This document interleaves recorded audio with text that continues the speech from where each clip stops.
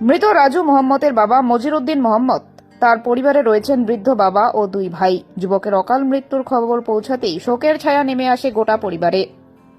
সংশ্লিষ্ট সংস্থার উদ্যোগে বিমানে করে রাজুর মৃতদেহ নিজ গ্রামে পাঠানো হয়। বুধবার তার নিথর দেহ বাড়িতে পৌঁছাতেই কান্নায় ভেঙে পড়েন পরিবারের সদস্যরা, আত্মীয় স্বজন ও প্রতিবেশীরা। এই হৃদয় বিদারক ঘটনায় গোটা এলাকায় নেমে এসেছে শোকের ছায়া।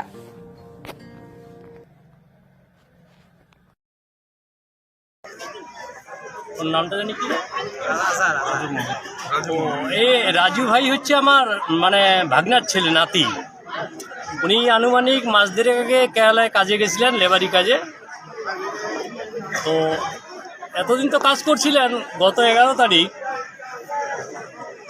উনি ওনার কাট্টা কোম্পানিতে কাজ করতেন, সেখান থেকে মাল দিয়ে গেছিলেন মানে ডেলিভারি দিতে। ডেলিভারি দেওয়ার পরে যখন ফিরছিলেন ওই কোম্পানিতে গাড়ি নিয়ে, ঠিক তখনই গাড়ি, কেরালার রাস্তা তো এমনিতেই খুব মানে বাঁকা রাস্তা।